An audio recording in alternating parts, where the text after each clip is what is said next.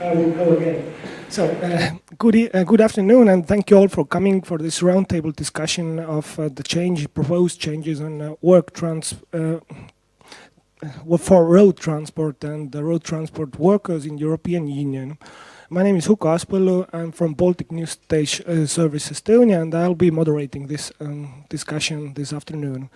So, at first, we would start with Merja Kyllönen, who would give us the overview of the proposed changes and the European Parliament's view on that. Merja Kyllönen is a member of European Parliament, a rapporteur on this file, and member of Committee on Transport and Tourism.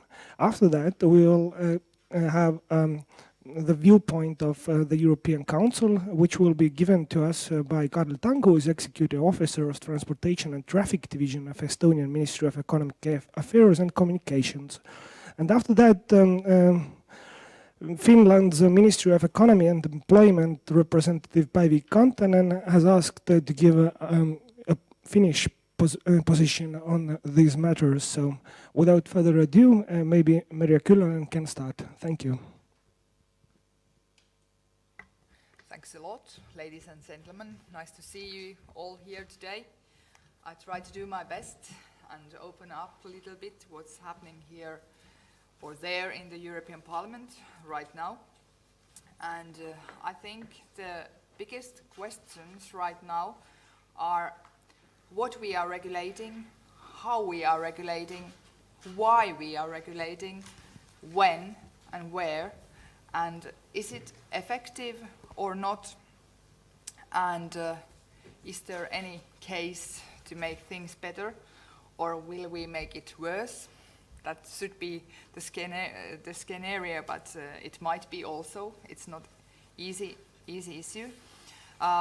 If I start with the posting of workers, today the situation is that provisions on posting of workers is not adapted for highly mobile road transport sector.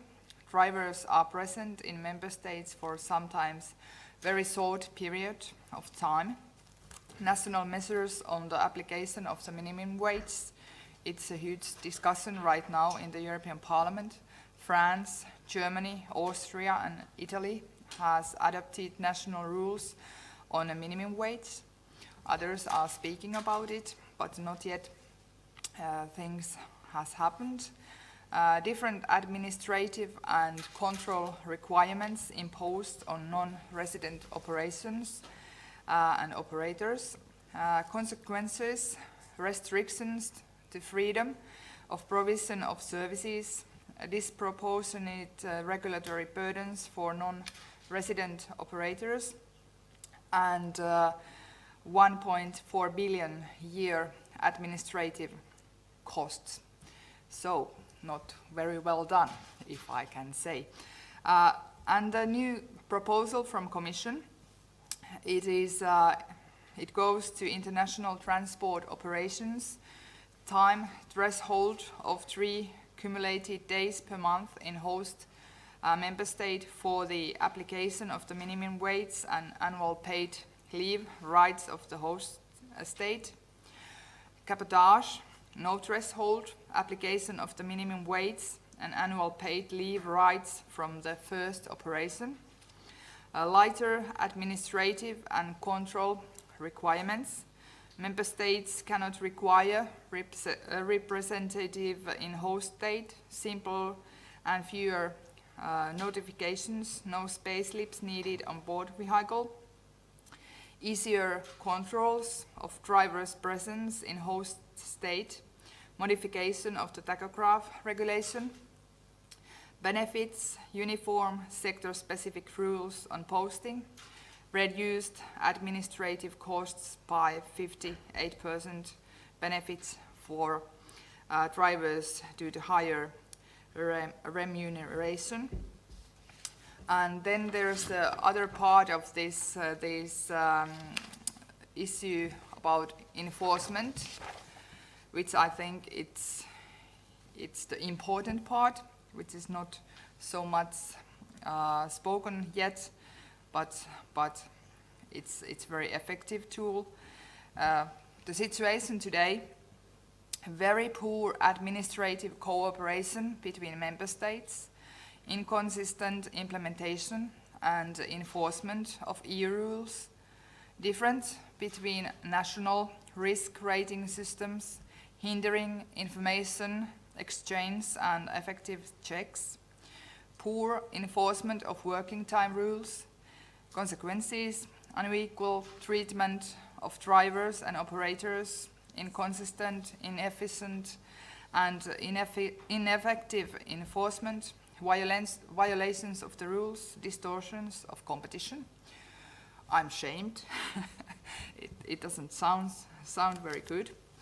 And in the Commission proposal, the new ideas fixed deadlines for exchange of information and data between member states, not waiting 6 months or 2 years, uniform formula for risk rating of undertakings, access for control officers to national risk rating systems, recording country code in tachograph after crossing border, uniform checks on working time, and what benefits we can have, consistent and effective cross-border enforcement system, equal treatment of drivers and operators.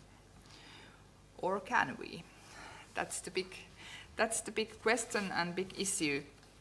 Actually, we have decided in the Transport Committee between the 3 rapporteurs, Mr. Wim van de Kamp, who's responsible from driving and rest time regulation, and Jens Nilsson, who is responsible about cabotage, and me with the posting drivers, that we will have very close cooperation because these 3 regulations are deeply involved each other, and if one part goes very bad direction, then the others are falling down. And I think it is the only way to go ahead. And you are free to speak all of these files today because happily I'm the rapporteur of posting drivers, but also shadow rapporteur in cabotage, Eurovignettes, rest and driving times. So I will take all the messages to the Parliament together. And when we have met already the member states, many stakeholders, unions, people from different sites, different areas, we have realized that actually the issue is that there is quite good existing legislation, but there's no enough enforcement. There's no enough punishment those who are doing the bad job. And the big question right now for us policymakers is that, are we going to punish those who need to be punished? Or again, are we going to do that kind of regulation that it will punish all those who are doing the work very well already? And I think for me it's very important that we don't put up a new bunch of regulatory burden which can cause also that the European SMEs in transport sector falls down totally and can't handle this new system. What we can do also with the third countries companies and third countries drivers, and that issue, because it's not taken out in Commission proposal, it's very difficult issue. I think I understand that Commission didn't put it on the table, but with the discussion with member states and stakeholders, it goes up all the time. Also, the big question about what's the future of road transport in Europe, because the middle age of drivers is right now near 55, and young people are asking that what is the future of this whole occupation and whole area, and what are the workers' rights and how it will change in future. And these are the issues which have been in table already. And with the other rapporteurs, we have all got the same message that there could be solutions with, for example, with the smart tachographs. We need to develop a new kind of tachographs which have more information inside them than today. We have to have possibility to have shared information between member states. I think it might be impossible to get kind of a basic common database, but we could have a shared platform where all the member states could share the opportunity to other member states to check out the data in real time. It needs changes, it needs digitalization in the system, but I think those are the things which could be the step ahead with these very difficult issues. We haven't been able to start our work with the posting workers because just last week we dealt the conflict of competence with this file in Strasbourg. The chair of committee chairs meeting and the chairs of parliament meeting, where they at least now before Christmas decided that RAN committee will lead this work, and we will have a shared competence with EMPLI committee. It means that in every meeting there will be also the EMPLI rapporteur being in these meetings we will organize. We try to organize the first meeting as soon as possible, but as you know, people are waiting the proposal before Christmas, the first draft, and then after Christmas in springtime, the Commission said to us that they are waiting the results in June, so there's no so much time, and I was saying that okay, you can wish, you can hope, this will be a hard work, but for me it is very important to find the solutions, not create a new problems, a new bureaucratic burden, or a new things to deal, or say after 5 years those same lines which I read to you today, what are the consequences and the big problems in this area. So I think the idea is better regulation without more bureaucratic burden. It needs different thinking. It needs change the views, change the ideas, having very tough dialogue, I think, with the member states also. But I think we can find a solution together if we are brave enough and strong enough to deal it. And what I want to ask from you today, they are also hand in hand with these posting worker issues in driving and rest time and cabotage.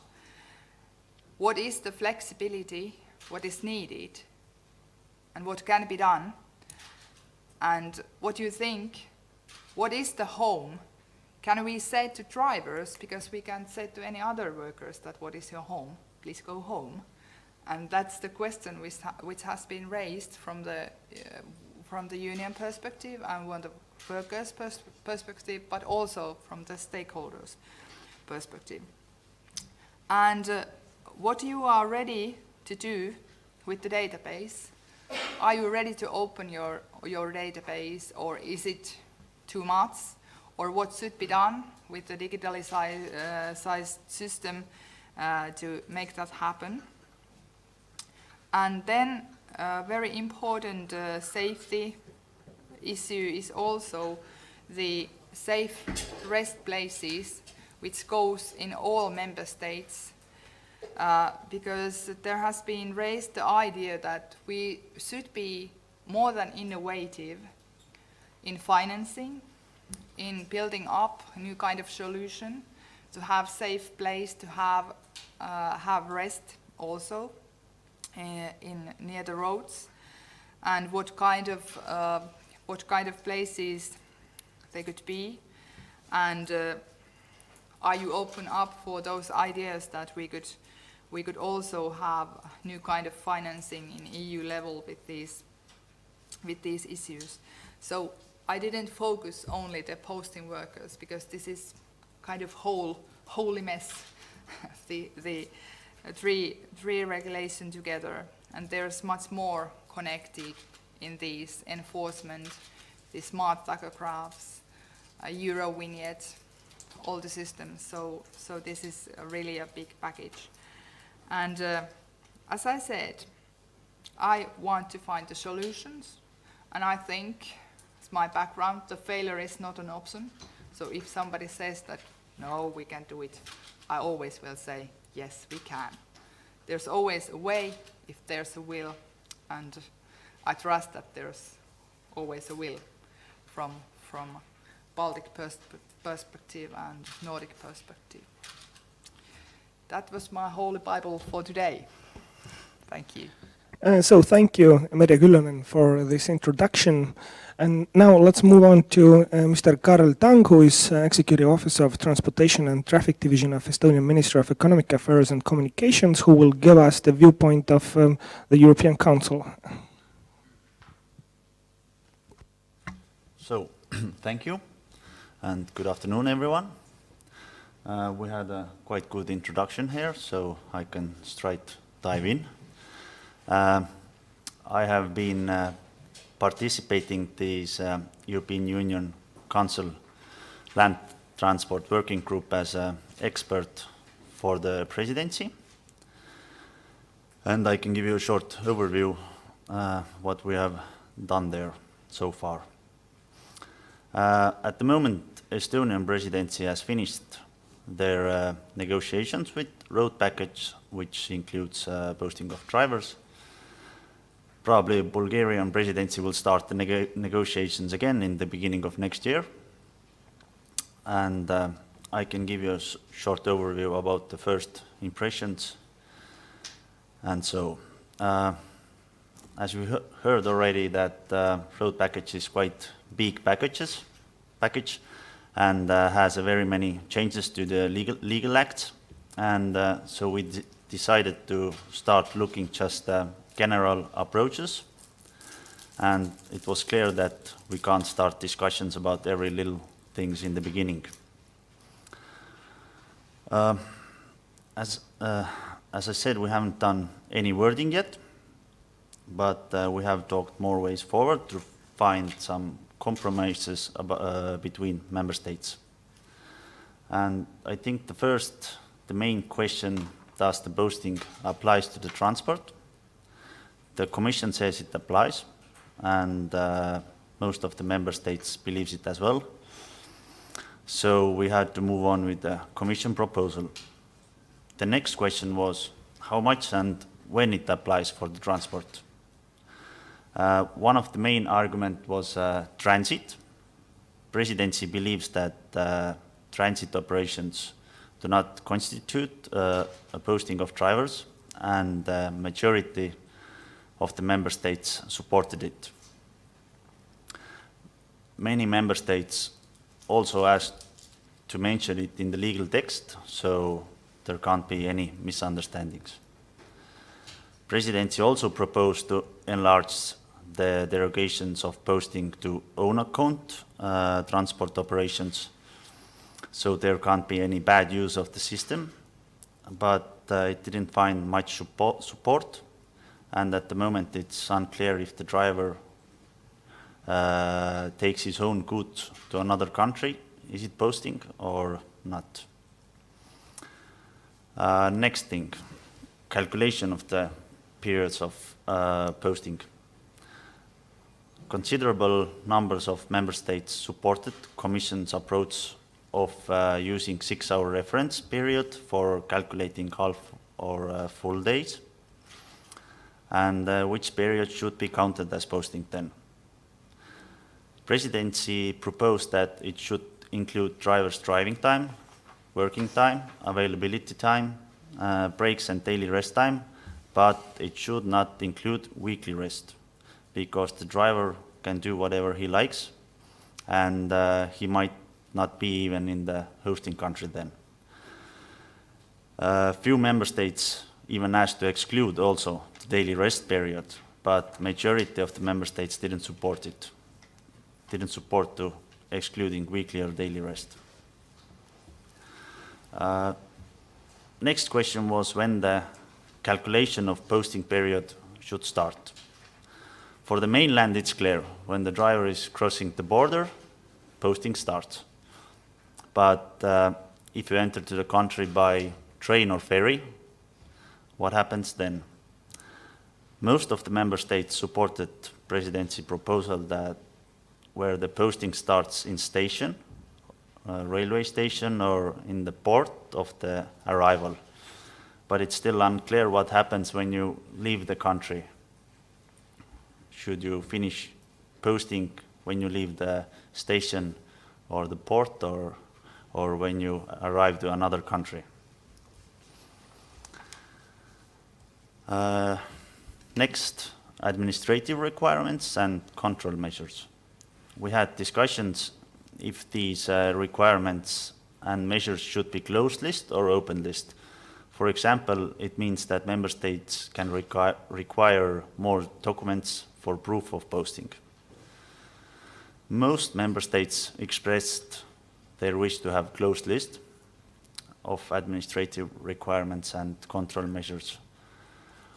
So the harmonized rules across the member states ensure operations to be carried forward as smoothly as possible in this sector that is highly mobile and international essence. Many member states also considered that this closed list should be written in implementing act, so it can be changed in the future more easily if needed. In one of the last meetings, few member states came up with an idea that this closed list for the enforcers should be divided in two lists. One list is for the roadside checks, and the other one is for the enforcers in the premises, because many things can't be enforced on roadside and the other way. These suggestions were welcomed by some member states. And probably the last thing I would like to talk is the country code in the tachographs, because it's also related to the posting. Commission proposed that country code should be inserted when the driver is crossing the border, and then it can be enforced for the posting. Presidency proposed that country code should be inserted in the first planned stop after border crossing. Let's say for loading goods, unloading, for coffee break, whatever. So the driver doesn't have to stop just for inserting the country code. Few member states didn't support it, because there can be situations then where drivers can pass some member states' territory without stopping at all. But if the transit doesn't apply for posting, then it doesn't really matter, and this information doesn't have any reason. In Commission proposal, this inserting country code was meant for only digital tachographs. Then many member states wanted to enlarge this for analog tachographs as well, but it's still unclear how to mark this country code with the analog tachographs and how to do it. And the last thing is that in 2019, new trucks has to be provided with smart tachographs, which will record the border crossing automatically. And all trucks which conduct international transport has to be fitted with smart tachographs in 2034. From this discussion, few member states came up with an idea to bring this date forward, let's say 5 or 10 years. And a large part of delegations was in favor of such step. Some delegations were not in agreement with opening such a debate during the negotiations of road package, but we will see that.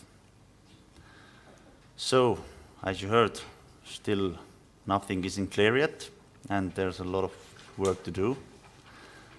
And many member states have very different views of posting of drivers. And I think that's all from my side. Thank you. Thank you very much. Let's take the microphone as Andreas died.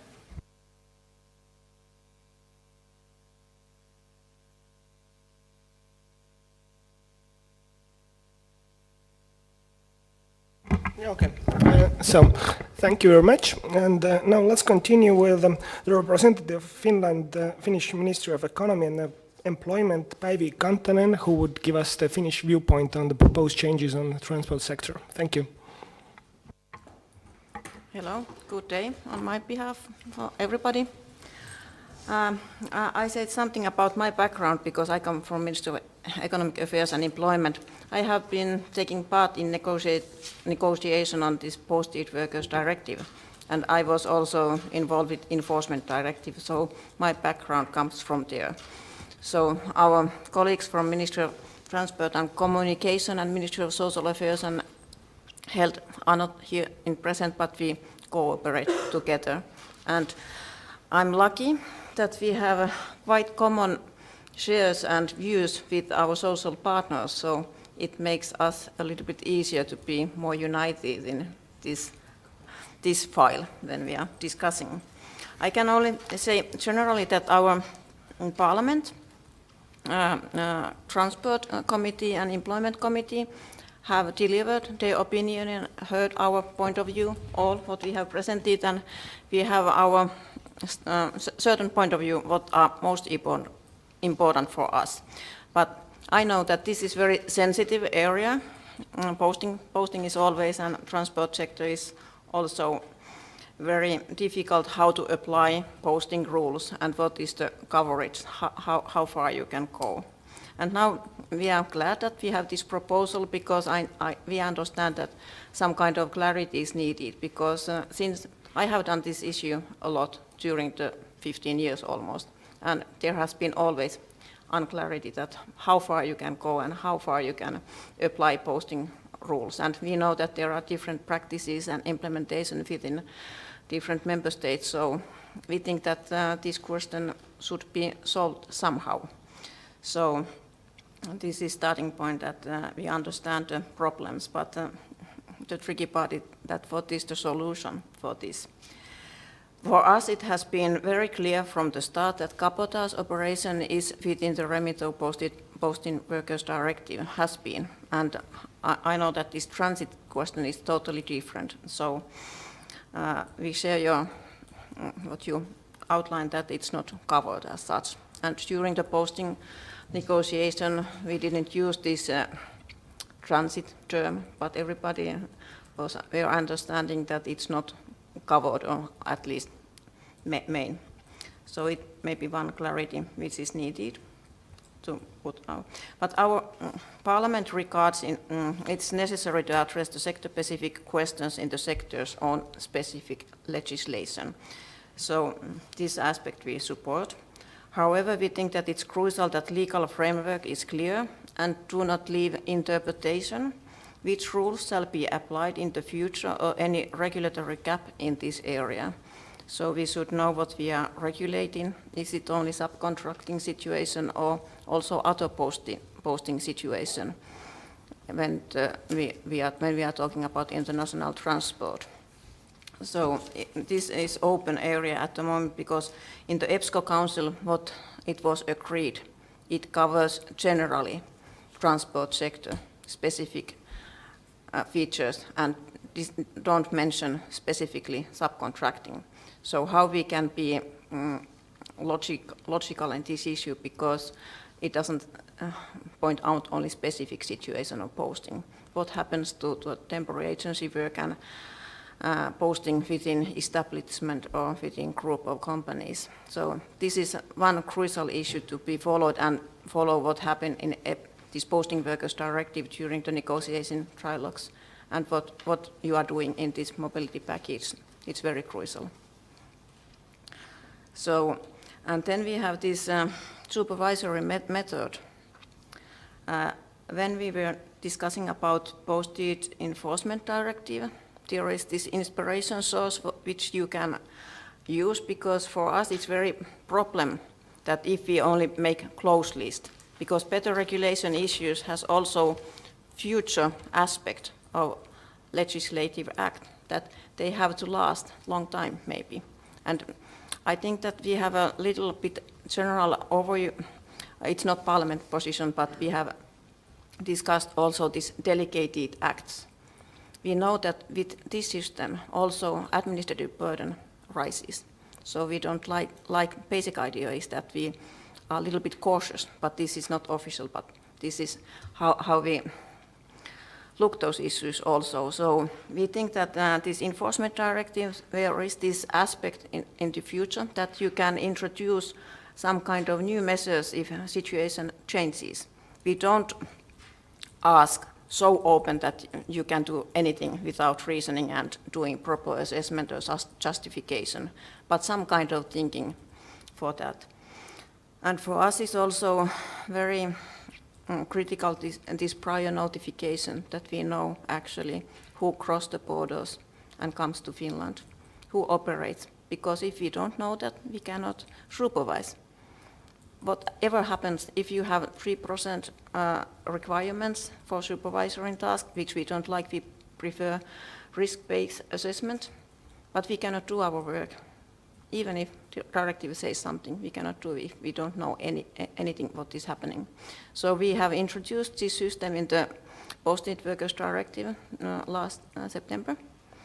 So it's not so excessive, but it's needed. It's needed that we know actually where foreign companies are operating. And then we have this problem that our labor authorities don't go to the roads to supervise. Working times are supervised they supervise companies and they need information, and sometimes they need information also afterwards when the posting ends. So this is the aspect also what we think very crucial to think about, that what this actually means, because we are lacking authorities' resources. We don't get new posts for supervisory authorities. So our means have to be proactive or make it possible. And cooperation, of course, neighboring countries and IMI system. In European platform, undeclared platform, they have this one item on the agenda that they make feasibility study on IMI system, that it can be widened to use also outside the context of posting of workers. So, but posting situation, it is covered already, but it's very important to enhance cooperation between different authorities. So it's also one good valid point.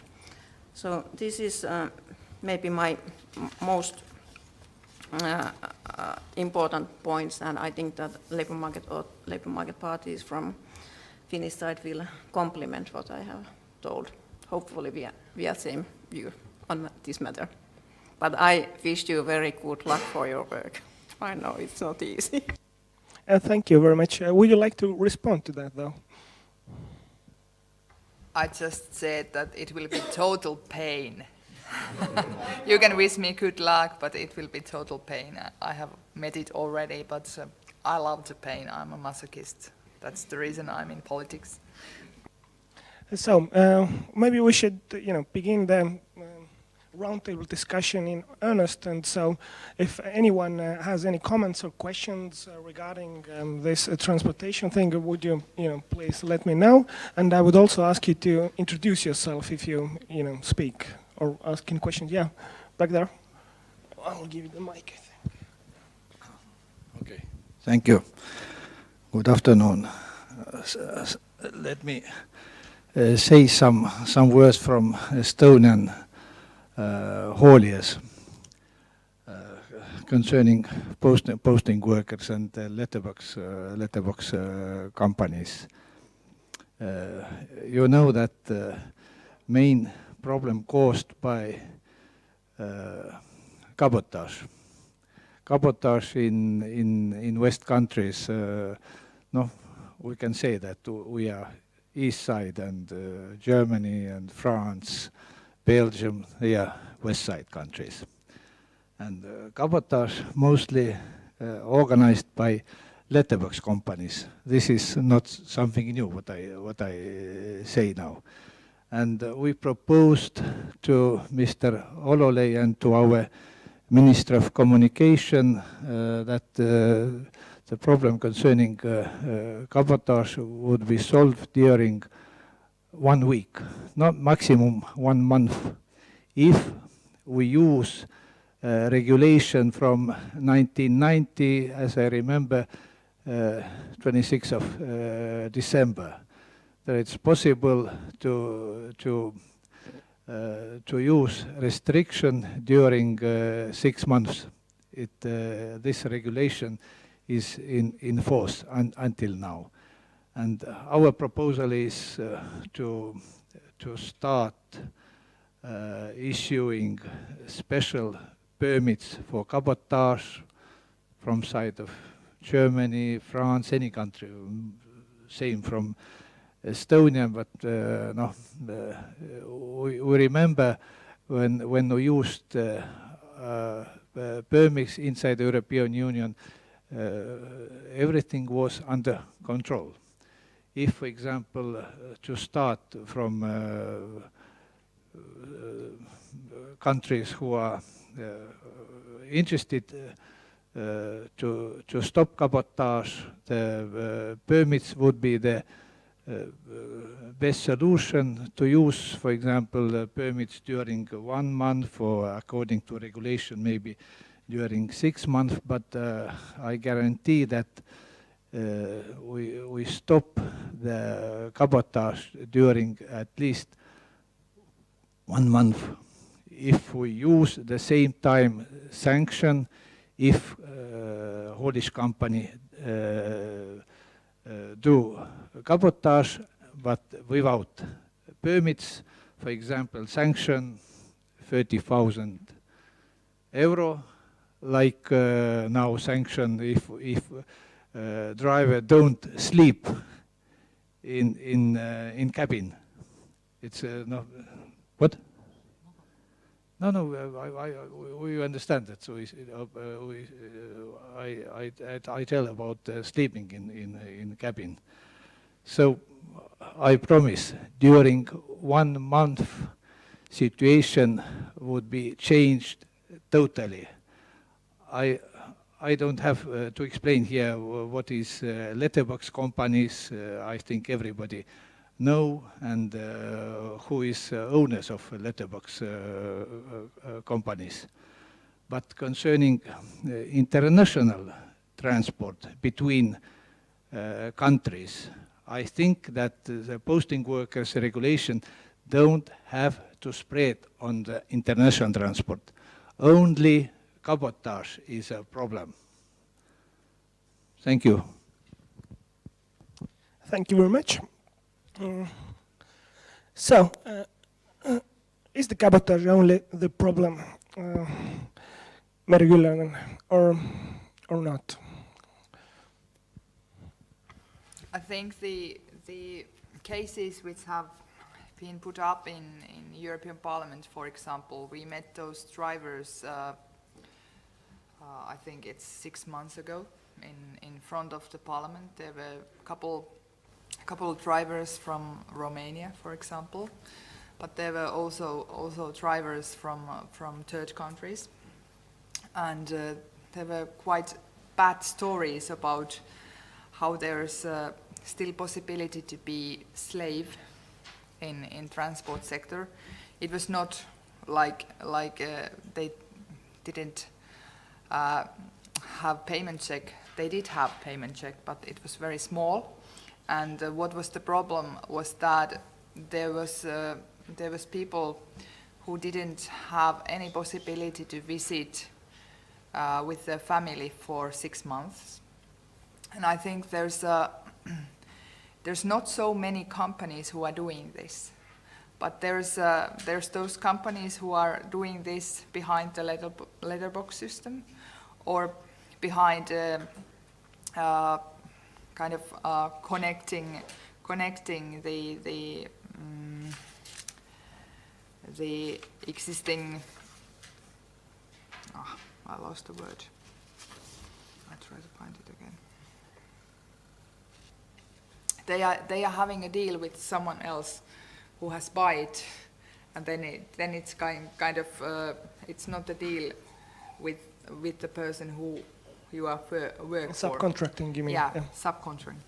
Subcontracting was the wording, and I think it's the case right now that's when I have speak about this issue with eastern part of member states or the western part of member states, south, north, people are saying that okay, we understand the problem, and what is worrying people right now is that will the problem going even larger area, then it's if we solve the problem here in the Europe, will then the guys from Belarus, Ukraine, for example, come and be in the same similar situation? And I think it's how we could find the solutions in a way to check out when the drivers are coming to different countries, that they are actually equally paid, they are having the daily rests, weekly rests, and how they are coping with the payment check, or are they equally paid? And I think the solution could be even that easy, that we start to use those smart tachographs, because actually we are using this similar kind of systems in aviation and in maritime industry, that people know where the boat goes when it goes over the borders. So why it's so difficult to use this kind of systems in road transport? And I think the problem right now is that we as a regulator has put quite hard limitations also for the tachographs, that the development of tachographs hasn't been just good as it should be. And right now I'm feeling that we are again make a different regulation. For example, the cabotage. All the member states are saying that we don't need different regulation for cabotage if we can have enforcement with the existing rules, and if we would have a punishment. What the gentleman said, that we had some enforcement with a punishing way those who are fighting against our regulations.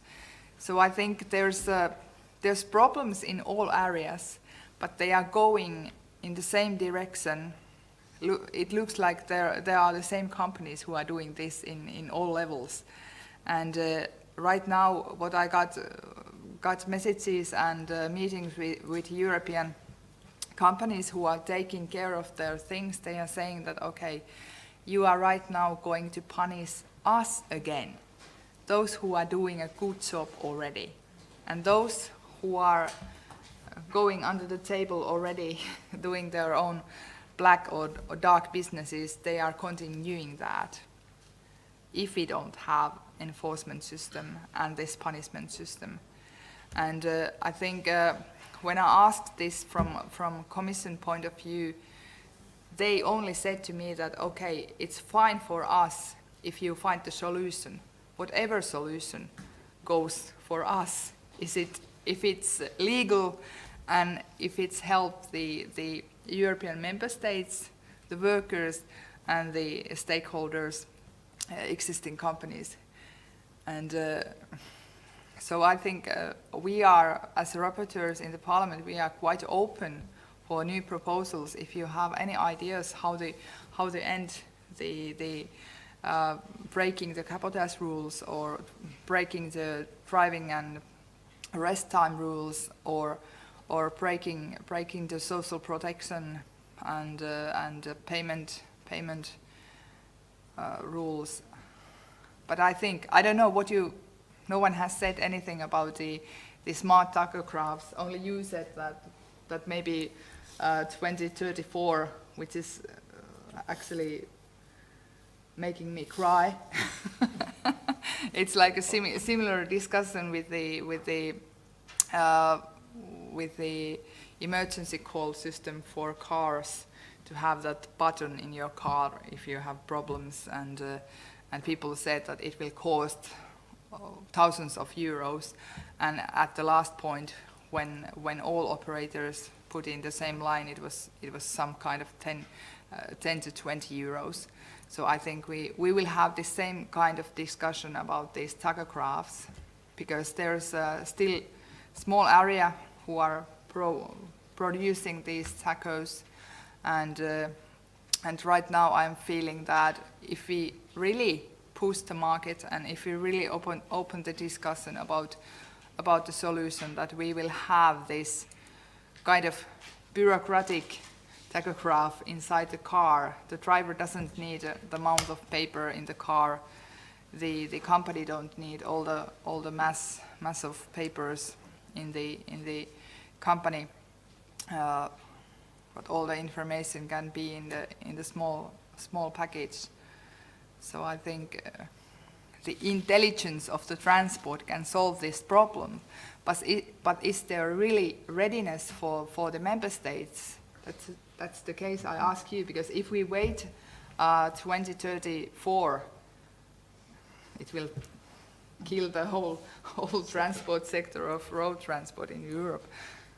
Or maybe the Norwegian can survive. Okay, maybe you want to comment then. Is there any, agreement on member states on that? Maybe, yeah, that's the solution, to bring this date forward a little bit closer today. But yes, I have understood there in these working groups as well that this cabotage is one of the main problems for the Western countries. And the main concern is that their drivers, they don't have their jobs anymore. Like the Belgium said that truck driver job is pretty much gone from their country, that they don't have this job anymore because nobody hires the local people. So that's the main concern, I guess, and now the question is the posting the right way to solve this problem, or maybe we should find another solution for this. And what kind of solution that would be? We don't know it today. At least not in this transport working group. Okay, thank you. Gentleman here. Yeah. So hello everyone, ladies and gentlemen. My name is Erkki Valtonam. I'm representing the Finnish Freight Forwarders and Logistics Association. Sit in the board and board in the association, as well as run the road freight division, if you call it that, or section. In my daily work, I manage a forwarding company called Blue Water Shipping in Finland. And to me, it seems a bit that we are speaking of apples and oranges here all the time, because I think we're mixing several things here. We are, first of all, mixing the HSE, the health and security of the drivers as such, including also being properly paid and so on. Then we're also mixing protectionism, which is cabotage. It's nothing else. It's just protecting workplaces for so to say local drivers, which is fine if we are not ruining the efficiency of road transport at the same time. Because unfortunately the efficiency, operational, economical and emission efficiency comes from using the capacity to the full, whether the loads are international or whether they are domestic. And then also, just to make a mark of the cabotage rulings nowadays, we're talking about the 3 loadings or 3 jobs, as they call it, for cabotage. But I would like to ask that if, for example, we get in a driver, an accompanied unit from Europe that unloads, let's say, half of the trailer to a terminal, international cargo, picks up another international load which has been unloaded to the terminal previously that morning by another truck and delivers that. Is that cabotage? Or is it actually international distribution? So I'm a bit afraid that the Commission here now doesn't really understand the structure of the European road freight in the first place. Because now we are represented here, of course, what you call stakeholders, the unions of the actual drivers. Then we have the truckers, the transport companies owning the tractors. I myself, as well as actually all the members of the Finnish Freight Forwarders and Logistics Association, are forwarders. We don't own our trucks. We don't have own drivers. We cooperate with subcontractors, even though we don't call them subcontractors, we call them partners. So, and also what I think has been kind of missed here is that we're talking about 2 totally different systems. We're talking about the accompanied units running in Central Europe, and then we're talking about the loose trailer system, which is happening regarding Finland, for example, in this case, but also Sweden, UK, Ireland. So it's a totally different kind of business. We don't have the tractors and the drivers traveling on the ferries. It's too expensive, so it's just the trailers. So this means that in our case, or in the case of I would say, vast majority of the forwarders in Finland, we have an Estonian haulier that we work with, or it could be a German one. There are very rarely any Finnish left anymore, and I'm sure that Belgium doesn't have really any drivers anymore. That's not really surprising.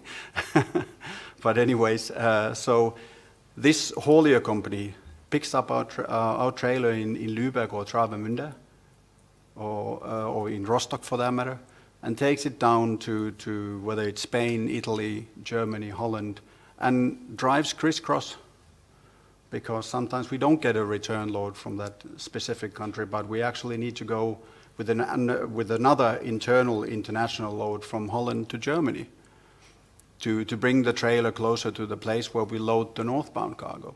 So it's a very, very kind of versatile network of cooperation with various companies. So what I'm afraid of here is that we are creating now a system which you call the mobility package, which is fine, because I agree with you, Mrs. Cullen, totally that the technical intelligence of the road freight transportation is not really up to date. It's quite true. But I also agree that it would be great to have electronic documents in terms of transportation, but unfortunately we also need to make sure that we have a document where, for example, the driver can write before he or she accepts the load that yes, it's all in order, it's stowed in the right way, it's been fastened, so the straps are there and it's done properly before he accepts it, because it's normally the export companies that are, or whoever is sending the cargo, might even not be the export company, but whoever is loading the units who actually do it, and the driver just approves it, closes, and perhaps puts a seal on it. So, and also when unloading, we need to have a document where the consignee, which is the receiver of the, or not perhaps the receiver, but anyways, whoever takes in the cargo has a document to write on that there is something missing or something is not right, something is damaged. So I'm afraid that we cannot totally be without the paper documents. But again, we're talking about a very, very complex system of transportation, which is not just solved by a mobility package. And then I would also like to ask that, okay, if this goes for road freight, what about air freight? What about sea freight? What about rail transportation? They also have people and staff traveling from port or airport to another. And what about their salaries? Are the so say, is it always going to be? I mean, if you stay for 3 days in Berlin, you're going to be paid the German salary, even though you're actually a Norwegian crew on a Danish plane. So how do you do it? Same goes for rail and sea freight. And then also the question is that if you happen to have a Belgian driver and he goes to Bulgaria and he stays there for 4 days, is it going to be Bulgarian paid for him? No, really. I mean, come on, it's fair. How does it work? So it's not that easy. So what you said, of course. But I really would like the Commission to have more discussions with the actual operators instead of just countries saying that we have a problem with cabotage. We hear that all the time in Finland, a huge problem with cabotage. Where? Our drivers never take any domestic loads. Never. Because we normally don't get accompanied units up to Finland, but even when we do, they don't. And then just a small item or detail in regards to this 5 days that you're proposing. What do we do if it applies for all the international transportation? What if the driver arrives to Hanko on Saturday? The trailer gets unloaded Tuesday, Wednesday. Then he's supposed to load on Thursday or perhaps on Friday. Then it's gone. I mean, 5 days went already. And he didn't actually even get a return load, even though he didn't do any cabotage at all. So it's not really working that well for the more remote countries. It works for Belgium, I'm sure, but not perhaps all the European countries. Well, just a few things. There would be loads, but it's a complex thing. Thank you. So thank you very much. Kyllönen, would you like to respond to the worries of Finnish Freight Forwarding and Logistics Association that the proposed changes might really affect the efficiency of road transport in European Union? What you said is right and correct. And actually, what I have felt is that actually Commission leave the discussion and dialogue between you, stakeholders, and us policymakers to Parliament. And that might be the reason why they have said that, okay, make a solution, but good one. And actually, when I have worked so many years with all modes of transport, I have started to think this similar issue, and I have point out a question to myself that in transport sector, can you really put out or speak about posting workers or posting drivers, or is it a mobile workers? And it's kind of totally different thing than you are constantly traveling around with your work, than you are just sent it somewhere. And that's not so easy case. And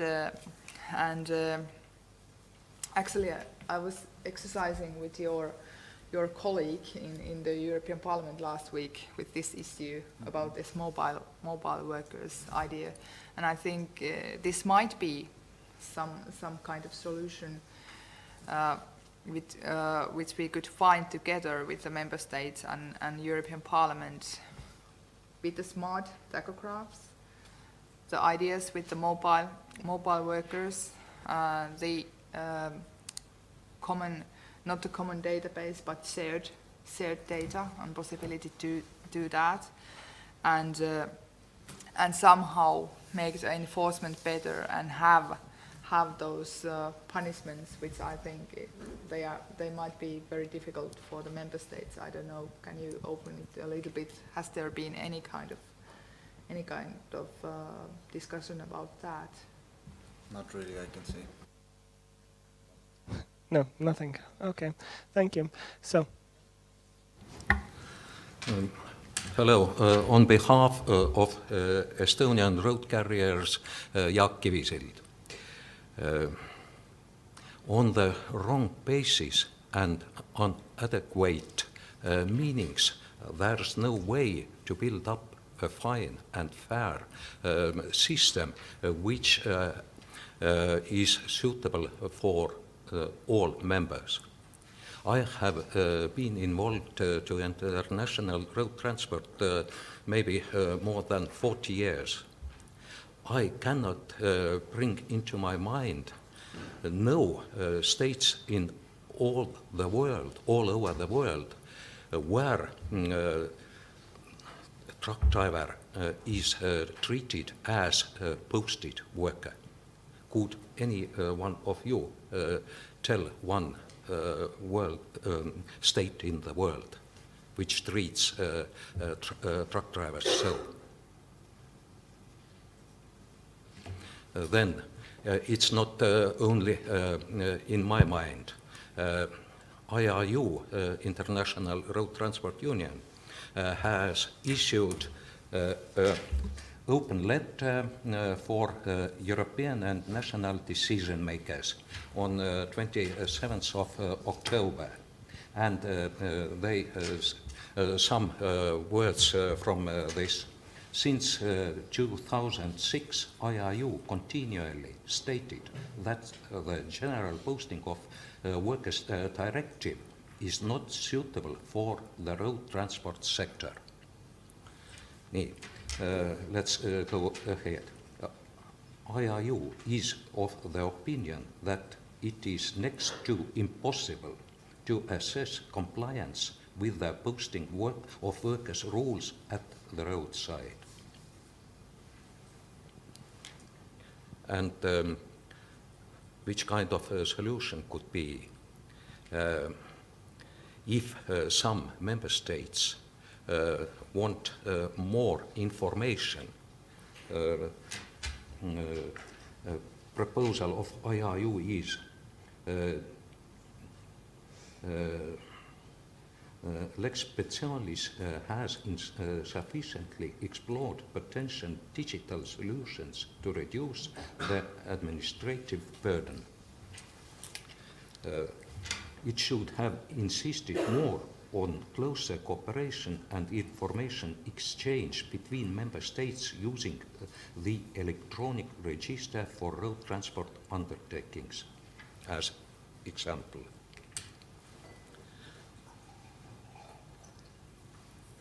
And let's say everybody knows that the label to the posting of workers directive for truck drivers is social dumping, fighting against social dumping. But in reality, it is protectionism. And to protect inside country hauliers. And so simple it is. thank you. Protectionism, right? But maybe I'm getting this all wrong, but isn't the proposed changes on the road transport also seeing the changes in national legislature that they would unify and kind of harmonize European internal legislation, that we wouldn't see the situations as we're seeing now, that let's say member states would have to fax in stuff about drivers and trucks entering to some member states and stuff like that. Is that going to go away? Kyllönen, for example, yeah? I think we as policymakers, we have a dream, a magical dream, that we can harmonize something which can't be harmonized. because the areas are so totally different. And I have to say that when I have met different hauliers, stakeholders, bus companies, truck companies, smaller, bigger, middle size, all got different perspectives, different kind of problems also, and actually everyone are saying that if we have all the information, if we can share the information, if there's people who can check out the information, what we have, and deal with it, and find out who is following the regulation and who's not. And then we could have a system where you can punish those who are not following it. Not trying to do it like now, we have done it for many years, that we are trying to punish all because of those who are not following the regulation.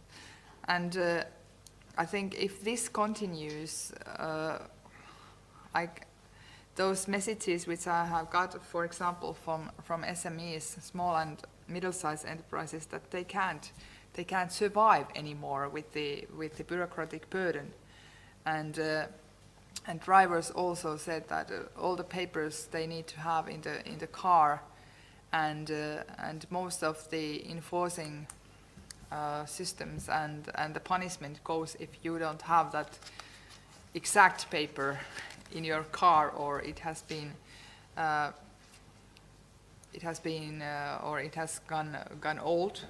There's not enough stamps in it, and I think for me, more and more when I listen people and listen member state and stakeholders, I start to feel that okay, we have a quite good existing legislation, but it's not followed in all the places and with all the companies, and we don't have that kind of enforcement or punishment system that we could really enforce somebody to follow our regulation.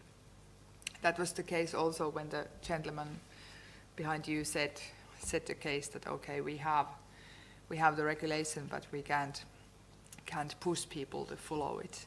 So I think we shouldn't reinvent the wheel again. The wheel is there, but how we can make the regulation enforcement and punishment more tougher, that we can actually put those actions against those who are not following the regulation. And I think it seems to be difficult, but I think it's not impossible. And it might be impossible if member states are saying that the smart tachographs can come only 2033 or 2034, but I believe that it can be more faster than that, and it can be cheaper if it's for all, not just some people who could be the leaders for this area. But right now I'm feeling that we are trying to put the same hat to every head, and it just doesn't work with the different companies and with the different hauliers and different systems. If you find the hat, we can try to put it on, but right now I'm feeling that we need to close this issue with the total different perspective, actually from that perspective where the Commission has started to work. Okay,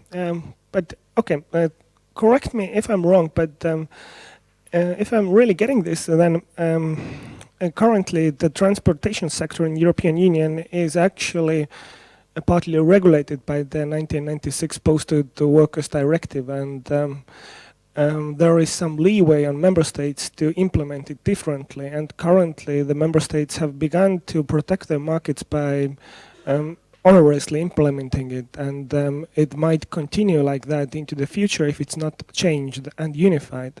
So in that way, surely the small and medium companies, mainly located in the Eastern Europe or in Iberian Peninsula as well, are suffering into the future a lot more because of the different regulations in different countries and the bureaucracy and paperwork and stuff like that. And so in that way, making them pay more for the employees on one hand, but at the same time lessening the regulated burden and for once and for all giving them, all the member states correct and direct direction how to implement the bureaucracy internally would actually be helping the small and medium transportation companies.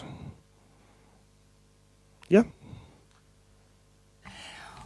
Everything would help us if we could have the same level playing field for all companies. It's if all the companies pay their taxes, if they pay their daily paychecks for drivers equally, if they follow the regulation, the dream comes true. But actually right now when I speak with member states people, they are usually saying that there's no tools to force or common tools to make this legislation be followed in all companies. And for example, last week in Strasbourg I met a couple of companies and they said that, okay, you are again making a kind of your own thinking good regulation. And at the last point, when we are checking out the past years, we are going to be in future at the similar situation that we are saying that, okay, we had the legislation, but it didn't force anyone to change their behavior, or it changed the behavior with those companies who actually were following the rules already. And I think for us all in European Parliament right now, we want to end those letterbox companies. We want to end that unfair playing with the existing regulation or not following the regulation. But I think for my point of view, it doesn't change if we change the dates, if we change the periods, what we are checking out, if we don't have those tools which our people are asking in the member states, for example, who are checking out that what is happening in the companies and with the workers. But I think there's people from unions. You can also say something. I would rather hear what you think. Do you have all the tools that you can act if there's somebody who's behaving bad, or is there something we should really change in the existing regulation or enforce better? So does anyone from the unions have any opinions on that? Perhaps?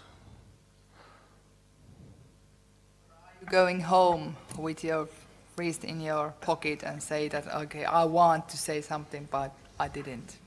Now is the time to say, don't shoot the messenger. Okay. Just a question regarding a thing which we have in Finland at least, which is called the contractor's liability. It's a totally Finnish thing which we are struggling with immensely in international transportation. But why don't we have something similar in the EU in general? Because I think if we're talking about the health and security of the drivers, it, at least in a normal case, always falls into the hands of the actual employer. And the employer must be registered in one country. And if the employer is a Bulgarian or Romanian or Estonian or Finnish, whatever company, then of course the legislation should go so that they are entitled to report what kind of workers do they have, what kind of work do they do, and how are they compensated. And now the question is also that when we talk about a mobility package, for example, will it be the customs or the police, or will it be the health and security officials in the various countries that are controlling this?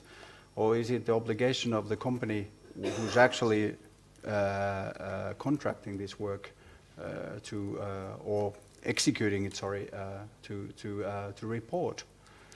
So this would be also the question that what are we actually controlling? Are we controlling that the drivers are working in humane environment and being paid properly? Or are we controlling something totally different?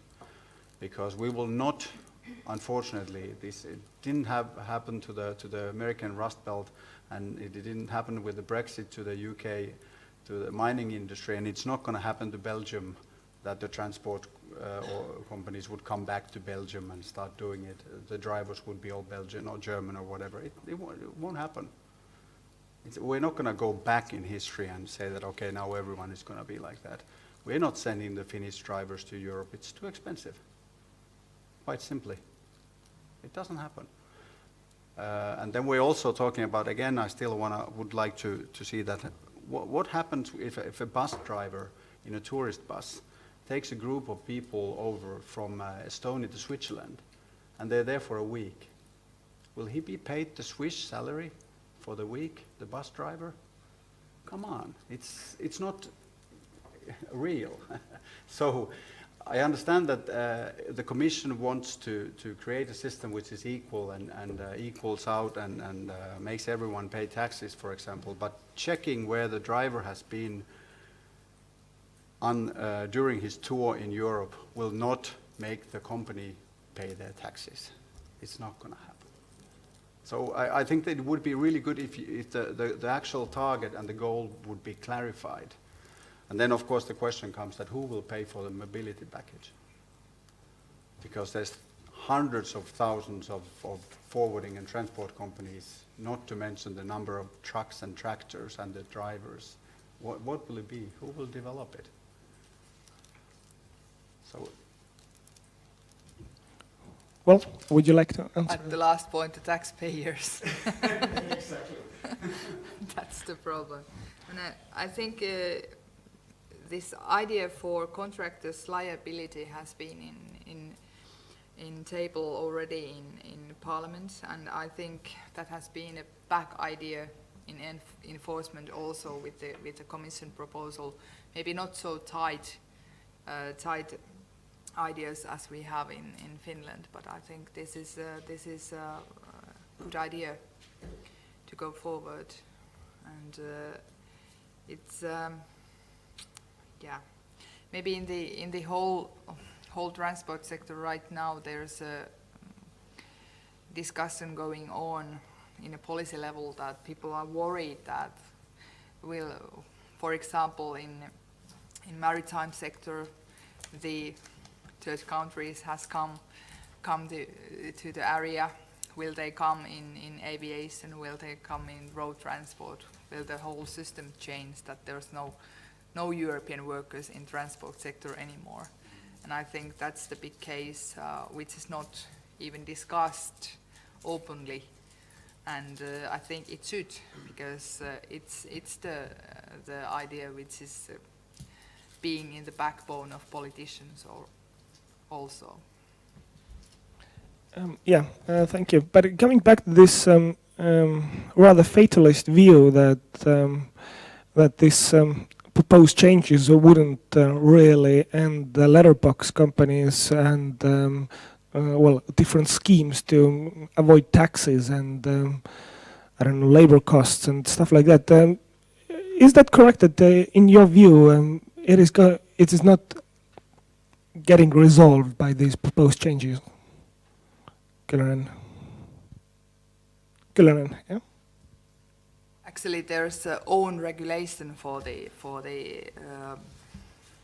post office companies, and there's issues with enforcement and also with the taxation issues, which is then a total different discussion with the total different committees also. To Econ committee start to work with RAN committee together with that and with that idea, I think there's much more those ideas close to this contractor's liability and how we could enforce or how we could punish those. So I think it's connected to this posting legislation too, but they want to do it together with the total different committees, because we know that taxation it's not a transport committee issue. Even it's very important for us with the discussion about the same level playing field with all the companies. We can end all the bad job if we are intelligent enough, but I think right now there's also a voice going up that we shouldn't have so tight enforcement, and some people don't like any kind of punishment giving up. I don't know why. Maybe they are supporting the idea to have these letterbox systems. And last week I also met companies who have these subcontract systems, and they were worried about that. Will it be end with this kind of legislation? Are they forced to put their systems down, even they are paying equally? They are make their taxes and everything, but can they be counted as a post office or a post company? So I think it won't be easy, and if somebody waits results for next summer, I start to feel that we are hallucinating very badly, but maybe if we find the right medication. Thank you. Karel Tang, could you be able to elaborate on your ideas on which kind of final proposal would the member states agree on during the Bulgarian presidency of European Council? Yes, thank you. I think it's very hard to say that at the moment, because as I said, there are many different views. Probably we can say that this posting applies for transport. As I mentioned, the transit here, I think it's pretty sure that it's out of the posting. But anything after that, these 3 days and 6 hour reference for the days calculation, I think it can all change today.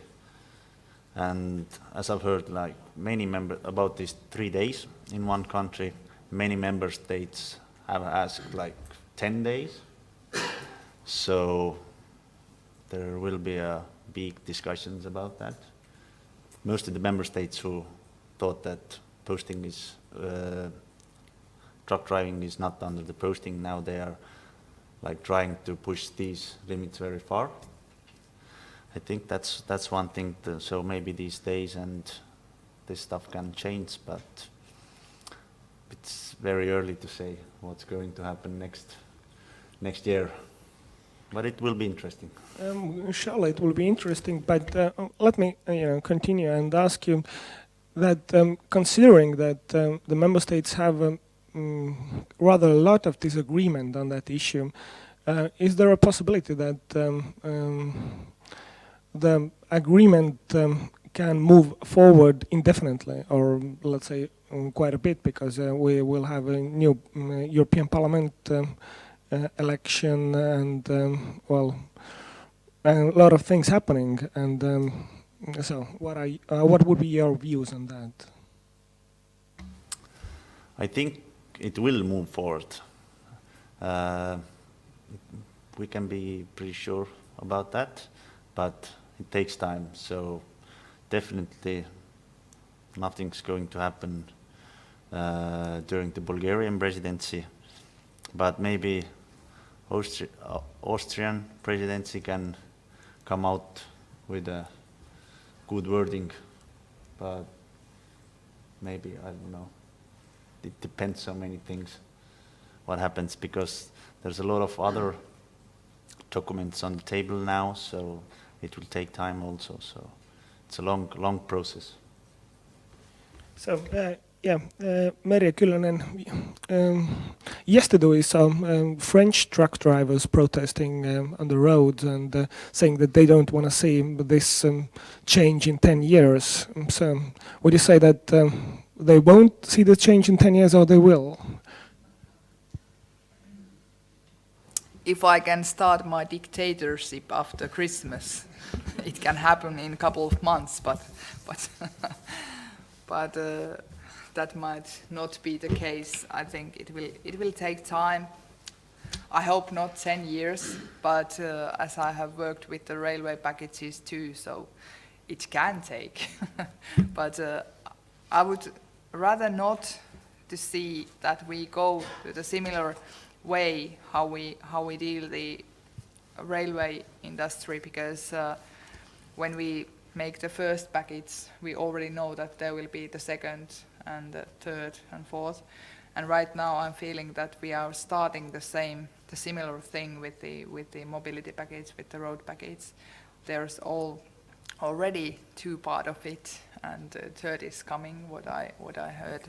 This can be the next never-ending story of European legislation, and that's not a good thing. So maybe I need to make so brilliant proposal that the council will accept it just after Christmas. Then it will be You never know. Yeah, then it will be quickly, but I have to have that flashlight in my head very soon if you want that to happen. And you all can help me, because I think there could be solutions with this digitalization, with these smart tacos, with this enforcement, punishment, even a little punishment. I know that member states don't like it very much, but even a little stick with a carrot, maybe with a tachograph. So I still hope, I still wish I'm a positive person. You all need to beat me very, very long time before I give up or not. But this will be a bumpy road, I think. Thank you. Thank you. My name is Mari Vasarainen. I represent the Employers' Federation of Road Transport in Finland. Like Merje Kyllönen said, when we are talking about posting regulations, we are talking about level playing field for transport companies, and we are talking about socially fair internal markets for employees within transport companies. Whether posting or mobile workers, you ask if there can a driver be in any situation posted worker? Yes, in cabotage, yes. Because driver is sent to another member state to work there as a temporary worker. It's the same like in construction area or in any other business. It's posting, that cabotage working. And that's why even today the general posting directives are applied to cabotage transportations, even today. And we feel that that should be the situation also in the future. And now we are talking about all those 3 situations of posting. We all know that posting can be done by subcontracting. It can be done as hired workers. It can be done by posting worker within undertaking group. Unfortunately, Commission's proposal speaks only one of those, subcontracting. It should be clear in the future too that whatever posting situation is in cabotage, those general posting directives should apply all kind of cabotage transportations. That should be rule number one. International transportation, international carriage operation, that's another situation. But now I'm talking about cabotage. It's a real posting situation. Then you ask, do we have enough tools to monitor whether the regulations are applied or not? We have today, yes, according to those general posting directives. But when reading Commission's proposal concerning lex specialis, if that's the future, we don't have enough tools, unfortunately. Because, for example, if you make, according to the Commission's proposal, you can make a pre-posting declaration for even 6 months period. That means that if I have a transport company with 400 drivers and 500 trucks, for example, I make that pre-posting declaration to another member state, listing all my 400 drivers and 500 trucks, and saying that some of them might come into your territory within next 6 months. That's a useless tool for authorities. That's for no use at all. Then there's the Commission's proposal speaks about tachograph records that driver should have with him in the vehicle in the host country. How about those transportations which are not regulated by driving and rest time rules? There's no word about working time sheets. Of course, we need working time sheets or working time records in any form in order to check even if the minimum salaries are paid. You cannot say it, or you cannot not check it if you don't know what are hours which driver has used for working.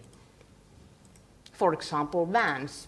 They are not regulated by driving and rest time rules. They are not using digital tachograph or manual tachographs, whatever. They need to have those working time sheets.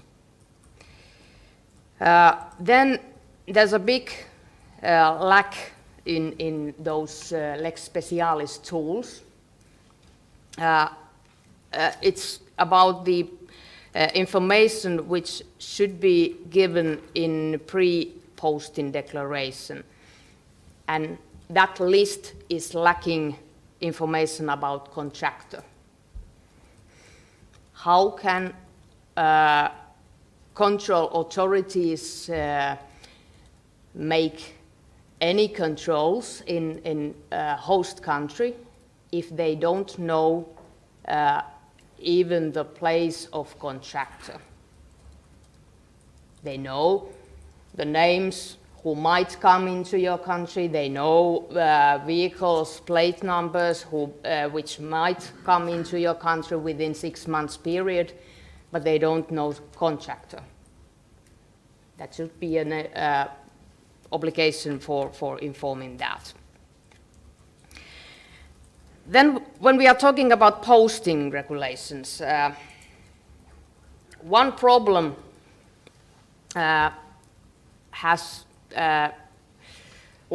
we have missed one problem in this discussion, because posting regulations are applied only to employees. If we only apply posting regulations to employees also in the future in transport sector, it can lead to huge increase of fake independent. I mean, I'm talking about fake independent so-called self-employed drivers who are not really self-employed. You can't forget that problem. So self-employed must be treated in equal way than those transport companies who have their own employees in this matter. Merja Kyllönen asked for 40 minutes ago, or something like that, do we have any suggestions for, or any needs for driving and rest time regulations concerning the flexibility or need for more flexibility in that area? Yes, we do. For example, in proposal concerning driving and rest time regulation, reduced weekly rest. Commission's proposal says that compensation for reduced weekly rest should be given back, attached to at least 45 hours regular weekly rest. Today, it can be attached to minimum 9 hours reduced daily rest. And that proposal really doesn't increase flexibility, which is needed in real transport life. On the contrary, it makes it more difficult. For example, in Finland, where distances are long and the most of our transportations are made by road, this regulation would jeopardize the whole transport chain system in Finland, really. Then, unfortunately, Commission's proposal for driving and rest time regulation is lacking flexibility for daily rest. I mean, those 45 minutes rest periods. Nowadays, if it's divided into 2 periods, it must be given or done first the 15 minutes and then the 30 minutes. There should be more flexibility in that regulation. And then there's the new proposal for so-called homecoming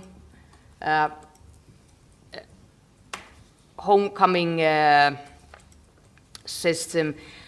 You could postpone your daily rest if you are driving back home. But it's no use for that regulation if you cannot extend your daily driving time and weekly driving time, for example, with maximum 2 hours. If that would be the case, then we could really use the system for getting drivers home, and then we would not be in the really stupid situation where drivers must have their weekly rest for 45 hours, for example, within half an hour's driving time from home. And that's the situation today. Thank you. Thank you. So, Merja Kyllönen, would you like to respond to that position of Mari Vasarainen that in one way the Commission proposal is lacking details and in other ways it's too strict? They were very, very good points, and actually I have one question still about the safe rest places. What's the case in Baltic area and in Nordic area? Is there problems, or are the only problems in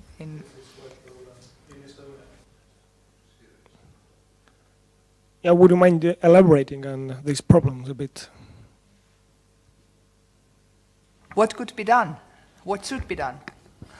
Example, the main problem is that those places are so few, and there's so few room.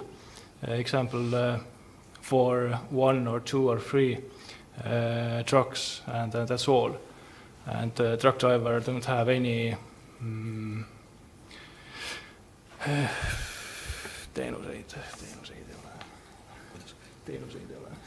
Services.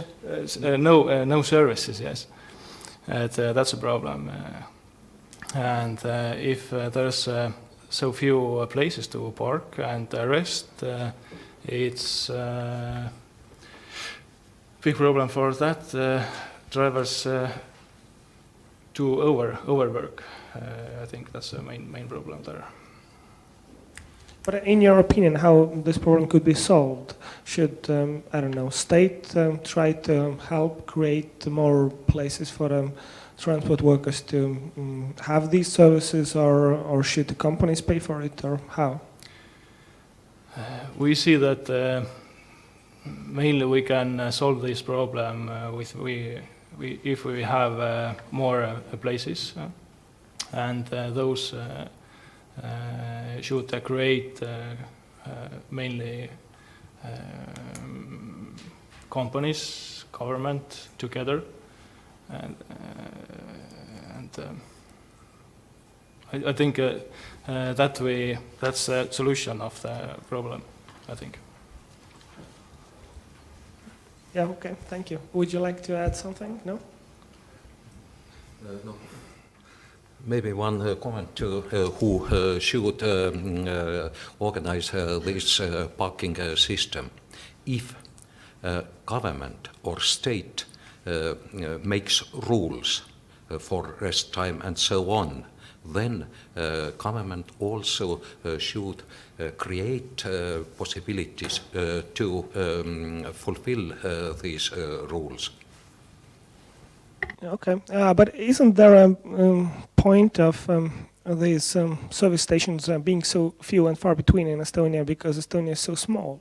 So, you know, there is not much point to them.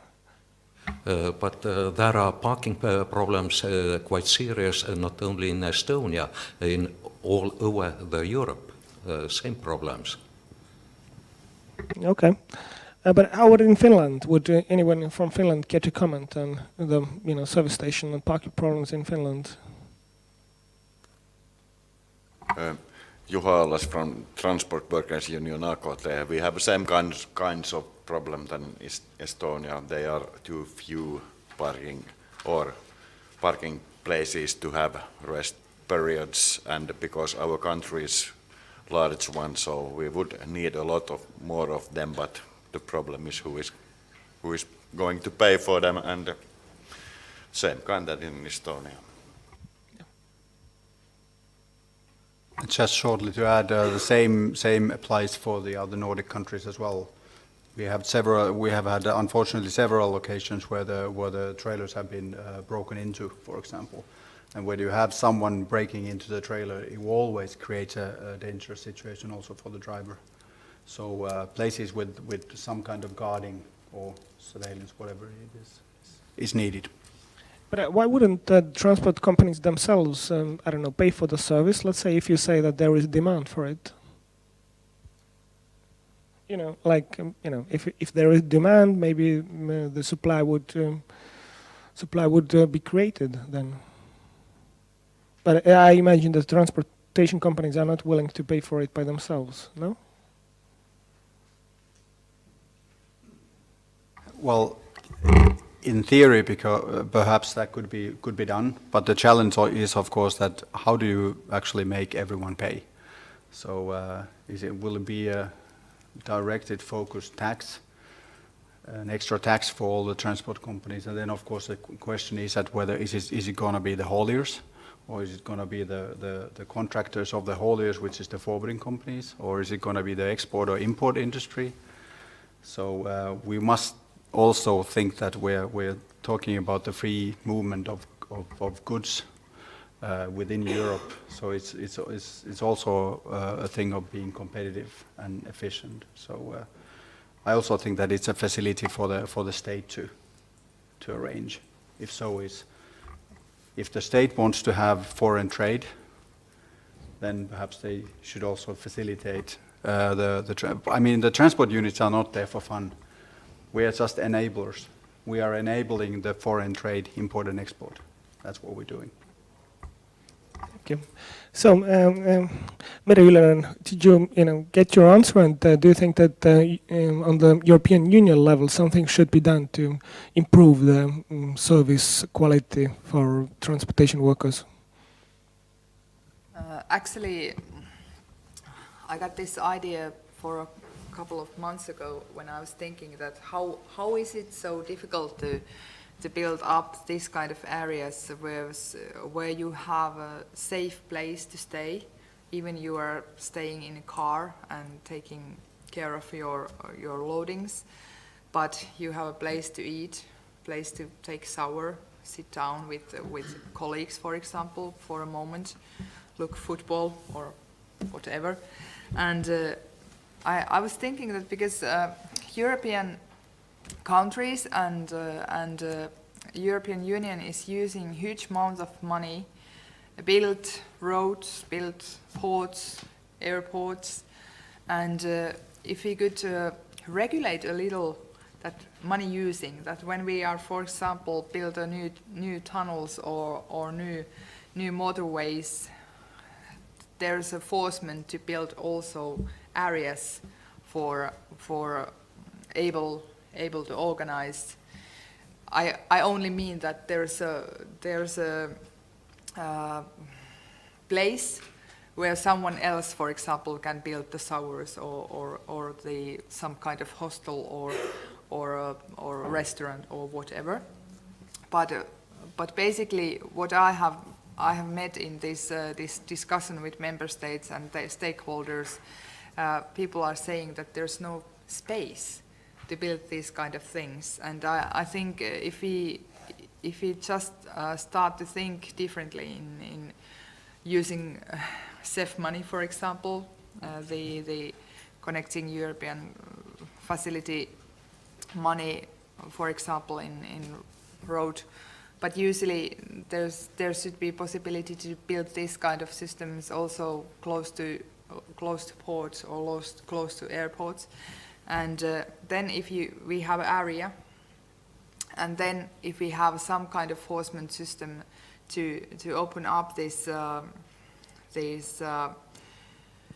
new rules or better rules for taking care of better rest for drivers, I think it could also build up the market for this kind of business model or business opportunity, because I think also the drivers are using money if there's opportunity to buy something or do something, and I think there's many companies who want to offer drivers a possibility to go shower or have something to eat.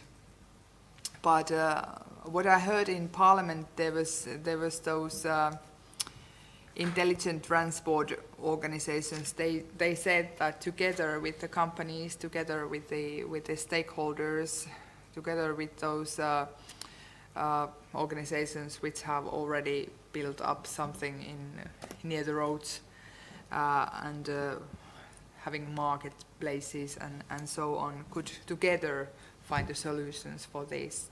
But at first, we should do something for the safe places where they can be built up. So I think there's tools we can use, but we are not using. Maybe we are not innovative enough to build up a new kind of business model to give a service. Would you assume that there would be support for that kind of change in Europe? For example, like using Connecting Europe facility funds for it or something like that? I think we are going to try to do that together with other colleagues in the parliament, and hope we get some support from the member states, but because you usually have the bigger wallet than us. So would a member state support such a change? I believe yes, but of course it depends how much it is going to cost them, and that's the main thing. Okay, thank you. So I think we have like 10 minutes left, so if there is something that someone really wants to say, okay, yeah. Hi everyone, Albert Mäkelä from Federation of Finnish Enterprises, so representing Finnish small and medium-sized enterprises. One important thing to add to this conversation is that Merja Kyllönen said in the beginning that the idea should be to punish them who don't do good or something like that. I agree, but the important thing missing here is that we can have all kinds of rules we would like to imagine, but without resources in supervision, these kind of rules are kind of empty. So without resources targeted to national authorities to supervise these rules, we don't have anything actually. And there was a reference to Finnish contractors' liability system before here, and for that I'd like to say that it's kind of light system because there's no material liability for contractors' failures to comply with employment or other rules. So it's only a procedural tool, but it causes a massive administrative burden for all especially SMEs. So this kind of legislation is an example for punishment for all. And even to this kind of collective punishment, the actual target of this legislation remains empty without supervision. So I would like to draw your attention that even though the current rules can be considered as sufficient, without supervision they don't serve as they should be. So, would you like to respond to that? Superpower for authorities. Yeah, I'm feeling like I need to have my superpower to deal all with these problems. But I think the tools are already there. They are not used. But yeah, the question is that where will the funds come from to enforce the new rules if the current ones aren't even enforced right now? So Yes. we can write all kinds of rules into the books, but who is going to enforce them? That's the case. We need to have one good rule, which is very well supervised and then punished hardly if it's not followed. That's the case. Or that's the issue.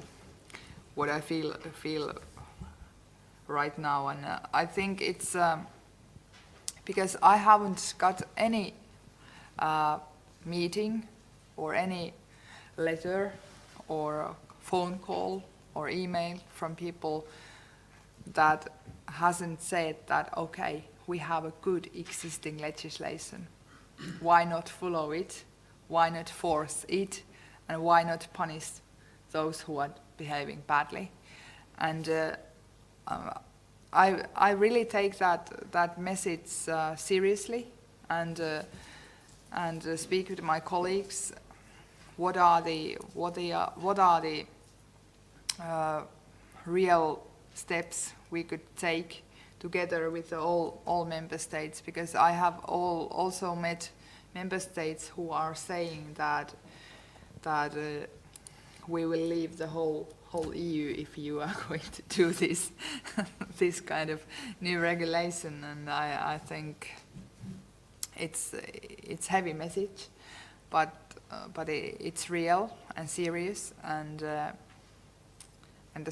scariness around the stakeholders and the hauliers, the companies, the worries, they are real.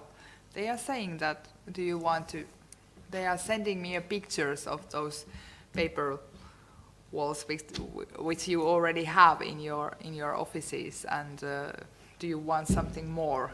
Is the question, and I think it's very important to understand that the situation with different kind of companies, it's totally different, and the needs are different, and now what we are doing, is it good or bad for the European transport sector and also for the workers? Because actually all the messages I have got from drivers, they are asking me that, okay, are you the lady who is going to say that where's my home, or where I should take my weekly or monthly rest? And I think, okay, I can say even to myself where I should be or should I rest, and that's the case, which is not also easy. But I think maybe if I pray hard enough, I will get the answer in some morning, or not. And so, anyone else, maybe? Yeah, okay. Thank you. I'm Kirsti Narinen, the Finnish ambassador. I'm not at all an expert on this, and I have really certainly acquired a lot of information, not only on the process, but also on the content. Somehow I agree with the comment saying that apples and oranges are both on the table at the moment. We are talking about the shared kind of the fundamentals of the EU, to have a free market of services and a free movement of people, and then we have the social standards of weekly rest and daily working hours, and the home address. I also have that problem. I live both in Helsinki and Tallinn, and I don't know. I feel very reluctant to define where my home is. Because it's in both. So in this sense, I also see the problems or the difficulties of the regulators. I'm a lawyer by training myself, that now you have to put this into regulation, into a legal format, these both, and having the political principles in the background, and the political and the economic factors, and also the interests of the employers, because anyways, if the employers' interests are not served, then there are no jobs. And the foreign trade being such an essential part of our economy, both Estonia and Finland, this is a thing that we need to somehow regulate. We have the Rail Baltica project coming, we have the road transport, we have the climate regulations coming, we might have the tunnel one day. So all these logistical big projects are in the way, and we should not think about them either if we don't have this kind of human level regulations at their place. So I feel for you, and I thank you very much for this opportunity to learn to get to know this problem also from this angle. Thank you. Thank you. So I think we have like a few minutes left, and maybe Meri Kyllönen would like to say a few words, to end our roundtable discussion. I think that maybe you all got something new out of it, and she is probably going to at least receive your mail if you write to her. Yeah? Yeah, what I have learned today, maybe it is that less is more. So less regulation and better regulation, and regulate for that what is needed, not for just make regulation that you want to do to make yourself happy. So I try to make myself unhappy, you all equally unhappy, and I think that could be the road for the good regulation, which could be accepted in all member states. Because what I have learned, if I make some member state happy, or some haulier or a stakeholder happy, then I have lost the whole case already. So my case is make you all cry. Thank you all very much, and on these words, it's the right time to end this roundtable, so thank you.